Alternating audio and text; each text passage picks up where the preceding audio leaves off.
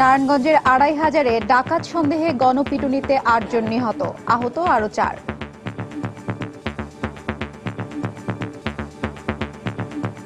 এক থেকে ২৫ জন ৩৫ জন হবে, এক বস্তা হুড়াইতেছে। এক পুকুরে ৩ জন, আর এই সাইডে আসলে ওইখানে আসলে 2 জন, 5 জন, আর একটা কিন্টারগার্টেন আসলে ওই সাইডে, ওইখান থেকে বাইরে হয়েছে, পরে ওইখানে মারছে। প্রকৃতপক্ষে পুলিশ যথার্থ দায়িত্ব পালন করে, কিন্তু প্রতিটি ইঞ্চিতে তো আসলে আমাদের পক্ষে পুলিশ পৌঁছে দেওয়া খুব কঠিন। আইনের শাসনের অভাবেই এ ধরনের ঘটনা ঘটছে মন্তব্য মানবাধিকার কমিশনের। স্বরাষ্ট্রমন্ত্রী বলছেন বিচ্ছিন্ন ঘটনা। অপরাধের জন্য শাস্তি পেতে হবে আইন অনুযায়ী। এই সত্য যদি আমরা প্রতিষ্ঠিত করতে পারতাম, তাহলে কিন্তু মানুষ নিজের হাতে আইন এভাবে তুলে নিত না। কোনো ধরনের চক্রান্ত এখানে নয়, এটা সিম্পল ডাকাতির মামলা। দেখছিলেন প্রধান শিরোনাম। সন্ধ্যার সময়ে সঙ্গে আছি আমি হাফসাতুন্নেসা এবং আমি সাজিদ রাজু। এবার অন্যান্য শীর্ষ সংবাদ। দেশে বর্তমানে বিদ্যুৎ পাচ্ছে ৭৪% মানুষ। ২০২১ সালের মধ্যে শতভাগ নিশ্চিতের লক্ষ্যে কাজ করছে সরকার। বিদ্যুৎ মেলার উদ্বোধন করলেন রাষ্ট্রপতি।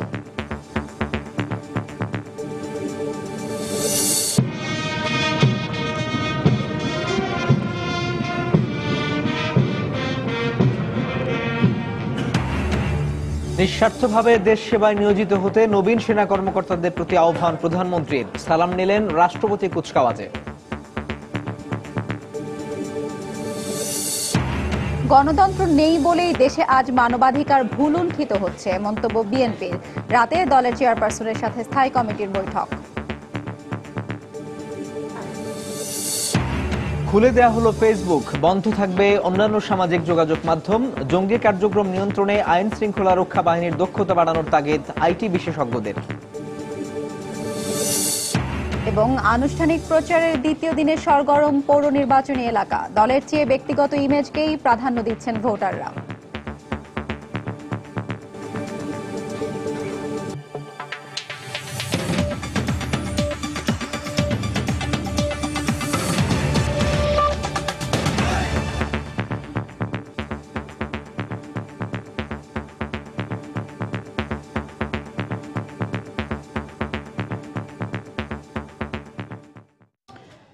নারায়ণগঞ্জে ডাকাত সন্দেহে গণপিটুনিতে ৮ জন নিহত হয়েছে। ভোরে জেলার ২৫০০ উপজেলার পুরিন্দা বাজারে এই ঘটনা ঘটে। এই ঘটনায় গুরুতর আহত ৩ জনকে ঢাকা মেডিকেল কলেজ হাসপাতালে ভর্তি করা হয়েছে। পুলিশ হেফাজতে থানায় নেওয়া হয়েছে ১ জনকে।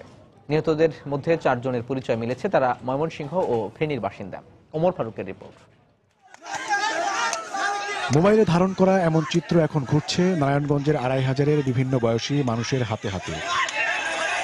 প্রত্যক্ষদর্শীরা জানায়, ভোর ৪:৩০টার দিকে ঢাকা সিলেট মহাসড়কের পাশেই অবস্থিত পুরিন্দা বাজারের একটি চালের আড়তে ২৫-২৬ জনের একটি ডাকাত দল হানা দেয়। এ সময় তারা ২ নৈশ প্রহরীকে বেঁধে ফেলে এবং বাজারের সামনে রাখা ট্রাকে ১ থেকে ১৫০ চালের বস্তা ওঠায়।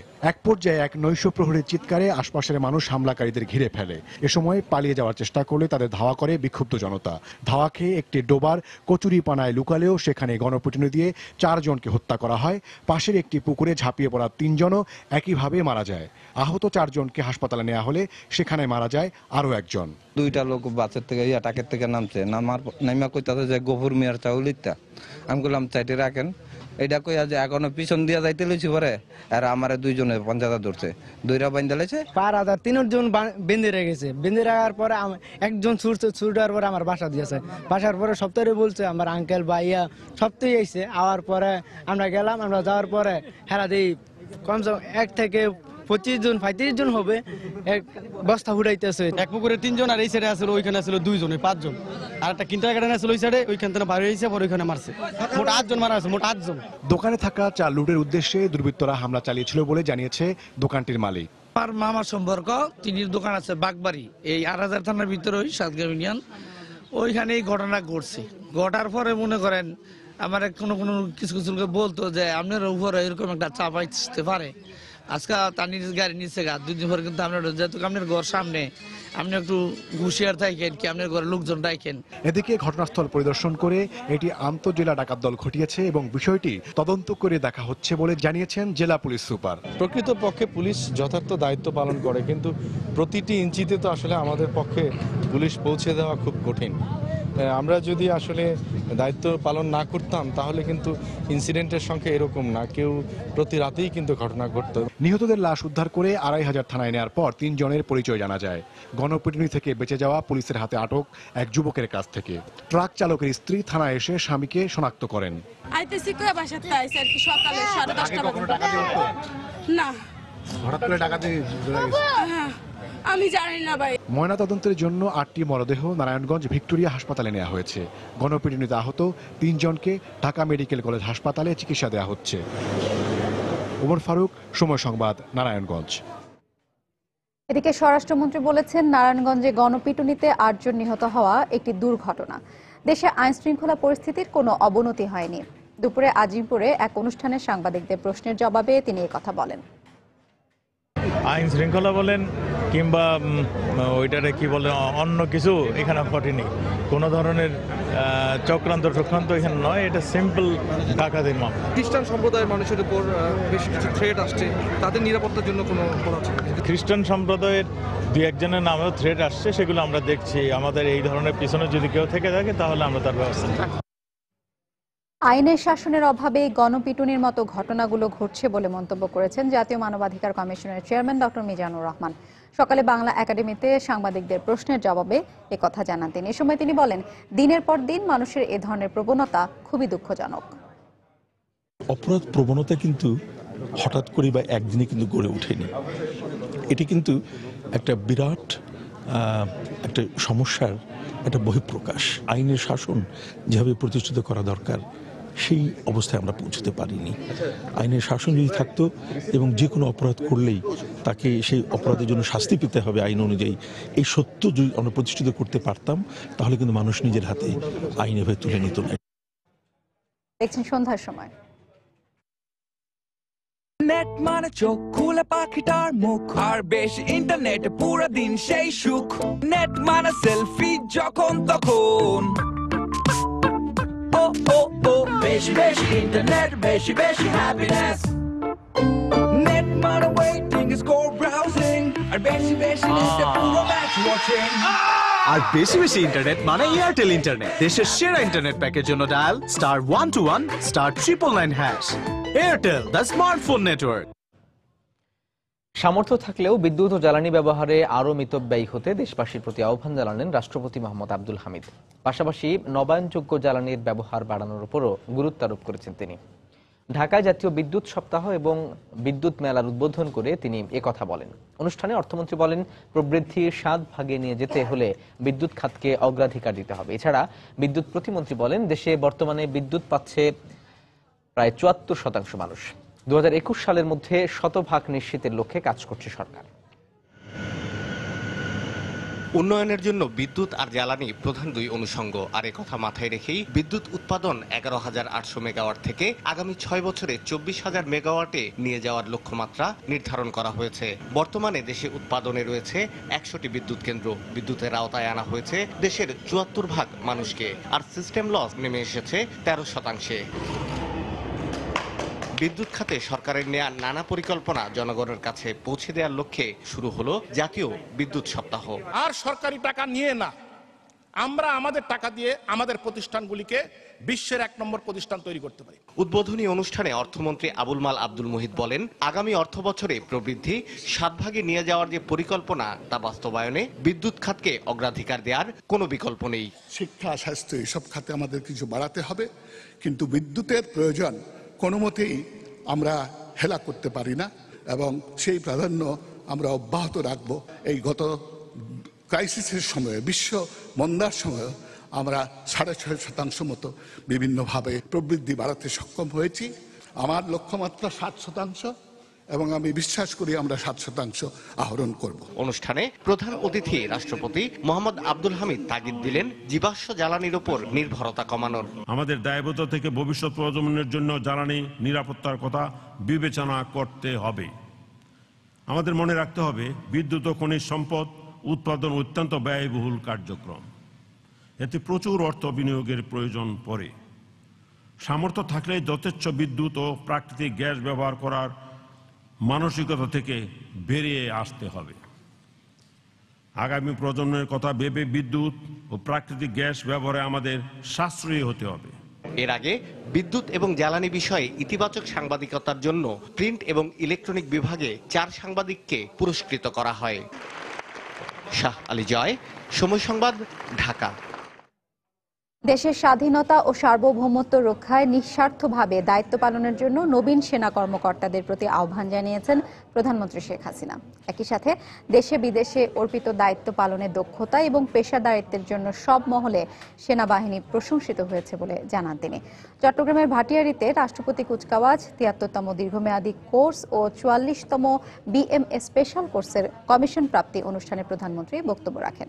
বিস্তারিত জানাচ্ছেন কমল দে। শীতের মিষ্টি রোদে সুসজ্জিত অশ্বারোহীদের নিয়ে প্রধানমন্ত্রী শেখ হাসিনা যখন ভাটিয়ারীর বাংলাদেশ মিলিটারি একাডেমি প্যারেড গ্রাউন্ডে প্রবেশ করেন, তখন নবীন সেনা কর্মকর্তাদের চোখে মুখে ছিল খুশির ঝিলিক। কারণ কঠোর এবং দীর্ঘমেয়াদী প্রশিক্ষণ শেষে আজ থেকে তারা কর্মজীবনে প্রবেশ করতে যাচ্ছেন। এবার 8 জন মহিলা সহ মোট 198 জন ক্যাডেট বাংলাদেশ সেনাবাহিনীতে অফিসার হিসেবে কমিশন লাভ করেছেন।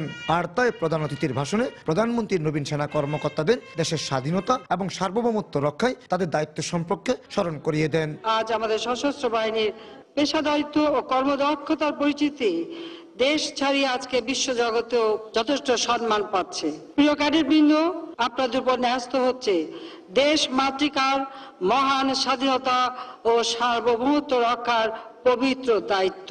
শেষ রক্তবিন্দু দিয়ে হলেও দেশের স্বাধীনতা ও সার্বভৌমত্ব রক্ষা করাই হবে আপনাদের জীবনের একমাত্র ব্রত। বৃহস্পতিবার সকালে প্রধানমন্ত্রী হেলিকপ্টারে চট্টগ্রাম আসার পর নবীন সেনা কর্মকর্তাদের কুচকাওয়াজ পরিদর্শনের পাশাপাশি সালাম গ্রহণ করেন। প্রধানমন্ত্রী তার বক্তৃতায় আগামী 2030 সালের মধ্যে ফোর্সেস গোল অর্জনের জন্য সেনাবাহিনীর উন্নয়নে সরকারের গৃহীত বিভিন্ন উন্নয়ন প্রকল্পের কথা তুলে ধরেন। আমরা বাংলাদেশ মিলিটারি একাডেমিকে একটি অত্যাধুনিক আন্তর্জাতিক মানসম্পন্ন একাডেমিতে পরিণত করেছি। এখানে বঙ্গবন্ধু কমপ্লেক্স নির্মাণ করা হয়েছে। আধুনিক সুযোগ সুবিধা সম্বলিত এই কমপ্লেক্স BMA প্রশিক্ষণ ও প্রশাসনিক কমান্ডে নতুন গতির সঞ্চার করেছে। নতুন নতুন ডিভিশন প্রতিষ্ঠা করা হয়েছে। ব্যাপক অবকাঠামোগত উন্নয়ন বাস্তবায়ন করা হয়েছে। আমাদের সময়োচিত পদক্ষেপের ফলে সেনাবাহিনীর অপারেশনাল সক্ষমতা বহু গুণ বৃদ্ধি পেয়েছে। অনুষ্ঠানে সিনিয়র আন্ডার অফিসার আহসান উল্লাহকে ৭৩তম BMA দীর্ঘমেয়াদী কোর্সে সেরা চৌকস ক্যাডেট হিসেবে সোর্ড অফ অনার এবং সামরিক বিশ্বে কৃতিত্বের জন্য অপর senior under officer Ruhani Rabbi হামজার হাতে সেনাপ্রধান স্বর্ণপদক তুলে দেন প্রধানমন্ত্রী। অনুষ্ঠানে মন্ত্রী, সংসদ সদস্য ছাড়াও ঊর্ধ্বতন সামরিক এবং বেসামরিক কর্মকর্তারা উপস্থিত ছিলেন। প্রধানমন্ত্রী শেখ হাসিনা দেশের স্বাধীনতা ও সার্বভৌমত্ব রক্ষায় সেনা সদস্যদের সর্বোচ্চ ত্যাগ স্বীকারের প্রতি আহ্বান জানান। একই সাথে তিনি জাতির জনকে সোনার বাংলা গড়ে তুলতে তারা অসমাপ্ত কাজ সমাপ্ত করার জন্য সেনা সদস্যদের প্রতি আহ্বান জানিয়েছেন। বাংলাদেশ মিলিটারি একাডেমি থেকে কমল দে, সময় সংবাদ। সন্ধ্যার সময় আরো থাকছে। গ্রেপ্তারের পর আসামিকে মিডিয়ার সামনে না আনার নির্দেশনা হাইকোর্টের। গাজীপুরে ফাঁসির দণ্ডপ্রাপ্ত JMB মামুনের সাজা কমিয়ে যাবজ্জীবন কারাদণ্ড। এবং পার্কিং মুক্ত ঘোষণা করা হলো মহাখালী বাস টার্মিনাল ও তেজগাঁও শিল্প এলাকা। সবার সহযোগিতা চাইলেন ঢাকা উত্তর সিটি মেয়র।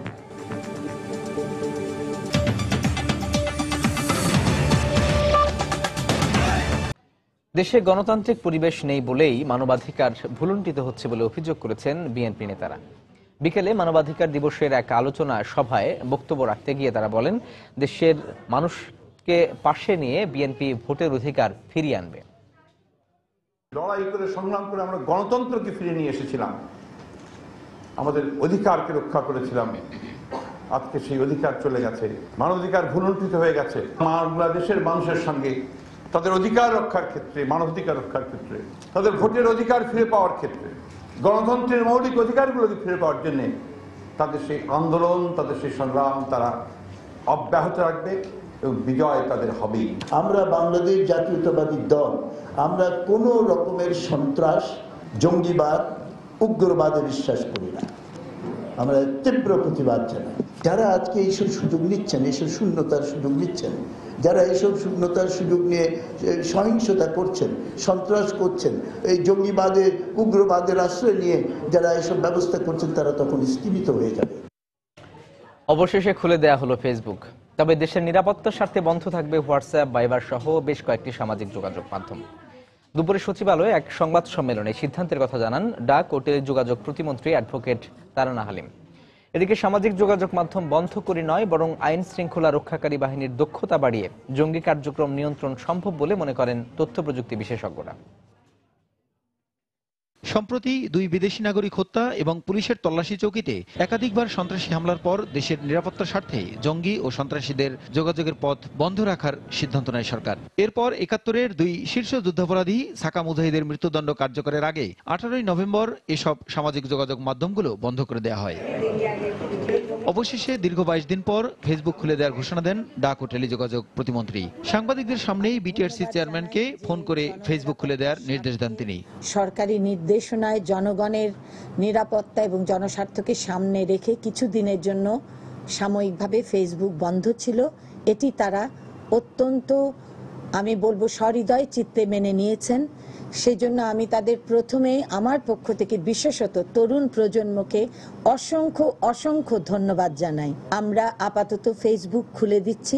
এদিকে বিশেষজ্ঞরা বলেছেন তথ্য প্রযুক্তি ব্যবহার করে জঙ্গি কার্যক্রম নিয়ন্ত্রণে আইন শৃঙ্খলা রক্ষাকারী বাহিনীর দক্ষতা আরও বাড়ানো দরকার। প্রযুক্তির সঙ্গে যে লড়াই যদি করতে হয় তাহলে সেটা প্রযুক্তি দিয়েই করতে হবে। সন্ত্রাসীরা যারা এই সমস্ত চ্যানেল ব্যবহার করে তাদের সঙ্গে মোকাবেলা করতে চাই, তাহলে আমাদেরকে নিজেদেরও, আমাদের আইন শৃঙ্খলা বাহিনী, আমাদের যারা বিভিন্ন আইআইজি, আইজেএসও, এরা সবাইকে কিন্তু অনেক বেশি দক্ষ হইতে হবে। তবে ফেসবুক খুলে দেওয়া হলেও নিরাপত্তার স্বার্থে অন্যান্য সামাজিক যোগাযোগ মাধ্যম পরবর্তী নির্দেশ না দেওয়া পর্যন্ত আগের মতোই বন্ধ রাখার সিদ্ধান্ত নিয়েছে সরকার। প্রসূন আশিস, সময় সংবাদ, ঢাকা। জঙ্গি ও সন্ত্রাসের বিরুদ্ধে রুখে দাঁড়াতে সরকারের পাশাপাশি ইমাম আলেমদের প্রতি আহ্বান জানিয়েছেন খাদ্যমন্ত্রী অ্যাডভোকেট কামরুল ইসলাম। সকালে রাজধানীর আজিমপুর গার্লস স্কুলে এক অনুষ্ঠানে তিনি এই কথা বলেন। এ সময় জঙ্গিরা জিহাদের নামে যা করছে তা সবার সামনে তুলে ধরতে ইমামদের প্রতি অনুরোধ জানান তিনি। আজকে জঙ্গিরা জিহাদের নামে যা করছে, আমাদের মুসলমান সমাজকে বিশ্বের দরবারে আমাদের মাথা হেঁটো যে হয়ে যাচ্ছে। আজকে জঙ্গিরা আমাদের যে সমস্ত অপরাধ করছে, সেই কথাগুলো আপনাদেরকে, আমাদের দাবি হচ্ছে সেই কথাগুলো আপনারা বলেন। আমাদের সবাইকে সচেষ্ট হতে হবে। শুধু মাদ্রাসায় শিক্ষিতরাই যাবে জঙ্গি হয় তা না, ইংরেজি শিক্ষিত বহু ছাত্ররাই, বড় বড় ইংরেজি শিক্ষিত, এই সমস্ত প্রাইভেট ইউনিভার্সিটি যে সমস্ত ছাত্রছাত্রী এই ইংরেজি শিক্ষিতরা পর্যন্ত বিভ্রান্তি হয়ে এই সমস্ত তৎপরতায় জড়িত হচ্ছে। আমাদের দেশটাকে জঙ্গি রাষ্ট্র বানানোর জন্য, আমাদের দেশটাকে একেবারে অকার্যকর রাষ্ট্রে পরিণত করার জন্য আন্তর্জাতিক ষড়যন্ত্রকারীরা ষড়যন্ত্র করছে, এবং এরা, এই ষড়যন্ত্রকারীরা দের সাথে আমাদের কিছু লোক, আমাদের কিছু নেতৃবৃন্দ আজকে এই মৌদুদিবাদের গোষ্ঠী আজকে তাদের সাথে একসাথে মিলে আজকে দেশটাকে ধ্বংস করার ষড়যন্ত্র করছে। 2009 সালে গাজীপুর পুলিশ সুপার কার্যালয়ে বোমা হামলা মামলার আসামি জেএমবি সদস্য মামুনুর রশিদের মৃত্যুদণ্ডের সাজা কমিয়ে যাবজ্জীবন কারাদণ্ড দিয়েছেন হাইকোর্ট। বিচারপতি এম ইনায়েতুর রহিম ও বিচারপতি আমির হোসেনের সমন্বয়ে গঠিত হাইকোর্টের দ্বৈত বেঞ্চ এই আদেশ দেন। একই সাথে প্রচারের উদ্দেশ্যে আদালতে হাজিরের পূর্বে আসামিকে গণমাধ্যমের সামনে হাজির না করতে পুলিশ মহাপরিদর্শককে যথাযথ ব্যবস্থা নিতে পর্যবেক্ষণ দিয়েছেন আদালত। 2012 সালের 13ই মার্চ জেএমবির এই সদস্যকে মৃত্যুদণ্ড দেন বিচারিক আদালত। আর 2009 সালে 20 ফেব্রুয়ারি মামুনকে 5টি তাজা গ্রেনেড ও বোমা তৈরির সরঞ্জাম সহ আটক করে পুলিশ। সন্ধ্যার সময় আরো থাকছে। গাড়ি দুর্ঘটনা মামলা থেকে দাবাং তারকা সালমান খানের অব্যাহতি। নিম্ন আদালতের 5 বছরের কারাদণ্ডের রায় ত্রুটিপূর্ণ, মন্তব্য মুম্বাই হাইকোর্টের। এবং সিলেটকে হারিয়ে পয়েন্ট টেবিলের শীর্ষে উঠে গ্রুপ পর্ব শেষ করল কুমিল্লা ভিক্টোরিয়ান্স। আরেক ম্যাচে বরিশালের বিপক্ষে ব্যাট করছে ঢাকা।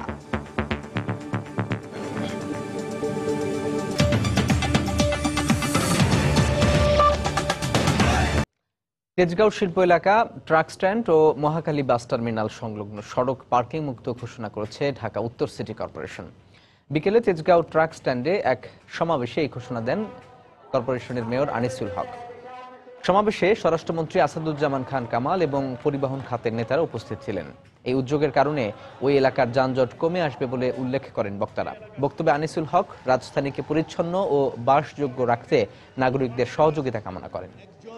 ভালো ম্যানেজার অথবা একজন লিডার, অ্যাডমিনিস্ট্রেটিভ লিডার এবং যান মুক্ত ঘোষণা করার জন্য, এবং আমাকে বলেছেন 72 ঘন্টার মধ্যে ভিটামিন এ সমৃদ্ধ ভোজ্য তেল বাজারজাত না করলে সংশ্লিষ্ট প্রতিষ্ঠানের বিরুদ্ধে বিএসটিআইকে আইনগত ব্যবস্থা নেওয়ার নির্দেশ দিয়েছেন শিল্পমন্ত্রী আমির হোসেন আমু।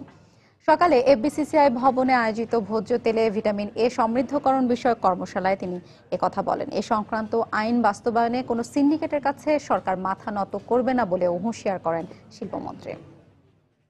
বিএসটিআইকে আমি বলবো 72 ঘন্টা সময় বাজারে যে যারা তেল ছেড়েছে তাদের ভিতরে যদি ভিটামিন এ সংযুক্ত হয়ে না থাকে তারা সেটা উচ্চ করে ভিটামিন এ সংযুক্ত করুক, না হলে সেগুলো বাতিল করুক। এবং এই 72 ঘন্টা পর থেকে যদি এক ফোঁটা তেল ভিটামিন এ ছাড়া আসে বিএসটিআই তা দেখবেন। জাতীয় স্বার্থে কাউকে কোনোভাবে ছাড় দেওয়া হবে না। যদি মনে করেন কারেন্ট কোন সিন্ডিকেটের কাছে আমরা সম্পূর্ণ নির্ভরশীল, ভুল করবেন। আন্তর্জাতিকভাবে কোন শক্তির কাছে যে সরকার তার স্বার্থ বিসর্জন দেয় না, গুটি কয়েক মানুষের কাছে তারা দেবে, এটা মনে করা আহম্মকের সঙ্গে বাস করছে।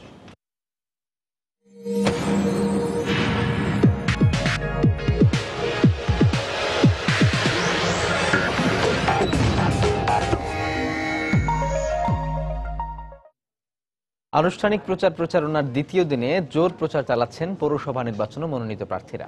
প্রতিটি মুহূর্তকেই কাজে লাগাচ্ছেন তারা। আর ভোটাররা বলছেন দলীয় নয়, যাচাই বাছাই করে নিজেদের পছন্দের প্রার্থীকেই ভোট দেবেন তারা। আমাদের ব্যুরো প্রতিবেদকদের পাঠানো তথ্য ও ছবি নিয়ে ডেস্ক রিপোর্ট।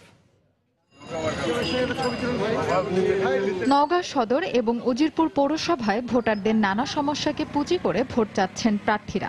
ভোটারদের দিচ্ছেন সমস্যা সমাধানের প্রতিশ্রুতি। আর ভোটাররাও পৌরসভা নির্বাচন নিয়ে করছেন নানা হিসেব নিকেশ।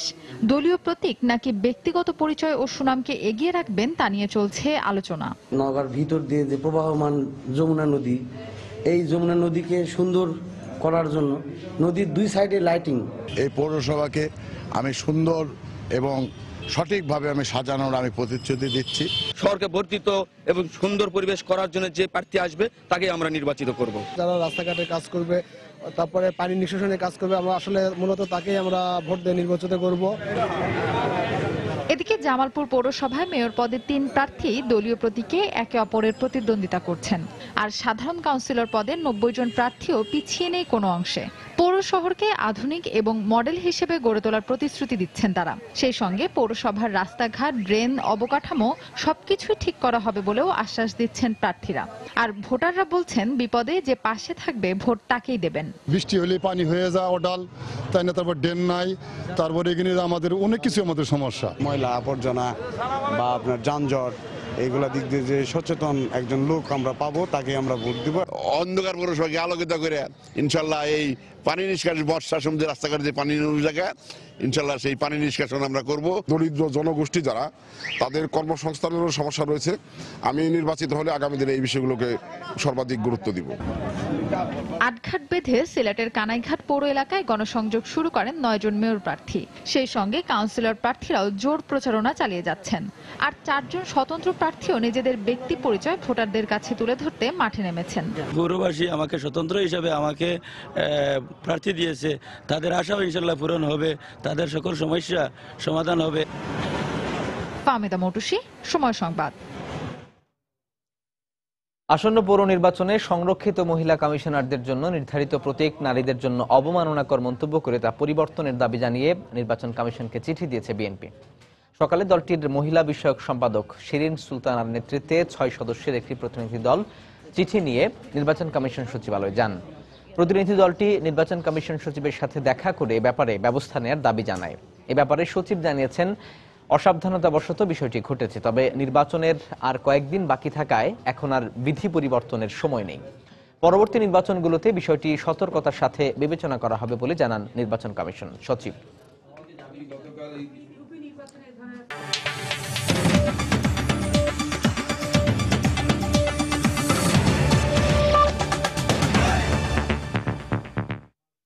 গাড়ি চাপা দিয়ে মানুষ হত্যা মামলা থেকে অব্যাহতি পেলেন বলিউড চিত্রনায়ক সালমান খান। বৃহস্পতিবার এই মামলা থেকে তাকে অব্যাহতি দেয় মুম্বাই হাইকোর্ট।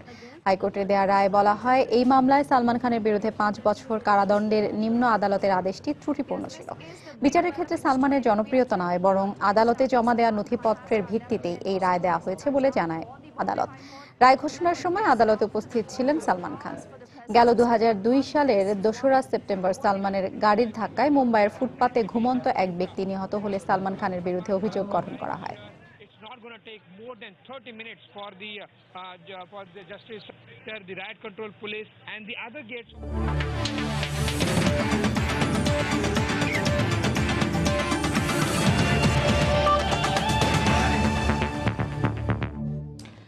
বিপিএল এর খবর। লিগ পর্বের শেষ ম্যাচে মুখোমুখি হয়েছে বরিশাল বুলস ও ঢাকা ডায়নামাইটস।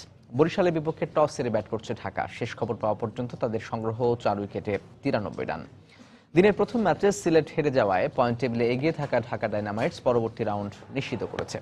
তাই অনেকটা নির্ভর হয়ে এই ম্যাচের একাদশে বেশ কয়েকটি পরিবর্তন এনেছে ঢাকা। বিশ্রাম নিয়েছেন আসরের সর্বোচ্চ রান সংগ্রাহক অধিনায়ক কুমার সাঙ্গাকারা। আর প্রথমবারের মতো বিপিএল অভিষেক হয়েছে কানাডার ক্রিকেটার নিখিল দত্তের।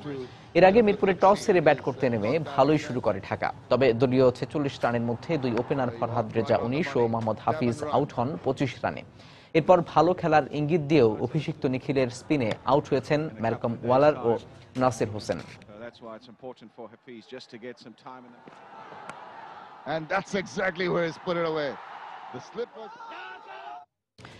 এদিকে দিনের প্রথম ম্যাচে সিলেটকে 71 রানে হারিয়ে পয়েন্ট টেবিলের শীর্ষস্থান দখল করল কুমিল্লা ভিক্টোরিয়ান্স। টস হেরে ব্যাট করতে নেমে 4 উইকেট 150 রান করে মাশরাফির কুমিল্লা। জবাবে কুমিল্লার স্পিনারদের তোপের মুখে মাত্র 79 রানে থামে সিলেট সুপারস্টার্সের ইনিংস। এই সিলেটের এই হারে ঢাকা ডায়নামাইটস নিশ্চিত হয়েছে প্লে অফ পর্ব। তাই আসর থেকে বাদ পড়ল সিলেট সুপারস্টার্স। মিরপুরে আগে ব্যাট করতে নেমে শুরুতেই হোঁচট খায় কুমিল্লা। দলীয় 7 রানে আউট হন ওপেনার লিটন দাস। এরপর দারুণ ব্যাট করা শেজাদ ফেরেন 42 রান করে। এর পরপরই ব্যক্তিগত 27 রানে আউট হন ইমরুল কায়েস। পরে কুমিল্লার রানের চাকা সচল রাখেন অলোক কাপালি ও আজহার জাইদি। এই জুটি থেকে আসে 56 রান। জাইদি 31 রানে আউট হলে শেষ পর্যন্ত অলোক কাপালির অপরাজিত 32 রানে 150 রানের ফাইটিং স্কোর পায় কুমিল্লা। জবাব দিতে নেমে শুরুটা মোটেও ভালো করতে পারেনি সিলেট। দলীয় 37 রানে প্রথম সারির 5 ব্যাটসম্যানকে হারিয়ে ফেলে তারা, যে কারণে ম্যাচ থেকে ছিটকে পড়ে আফ্রিদির দল। এক মুমিনুল বাদে বাকি ব্যাটসম্যানরা ব্যর্থ হলে 79 রানে অল আউট হয় সিলেট। শুভাগত 3টি, আন্দ্রে রাসেল ও আজহার জাইদি 2টি করে উইকেট নেন।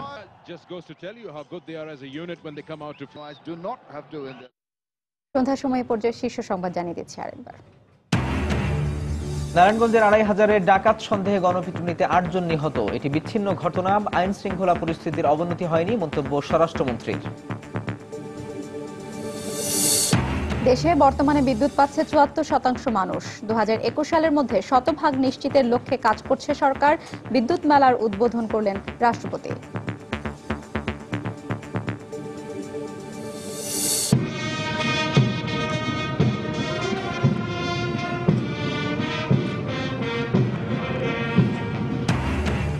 নিঃস্বার্থভাবে দেশ সেবায় নিয়োজিত হতে নবীন সেনা কর্মকর্তাদের প্রতি আহ্বান প্রধানমন্ত্রীর। সালাম নিলেন রাষ্ট্রপতি কুচকাওয়াজে।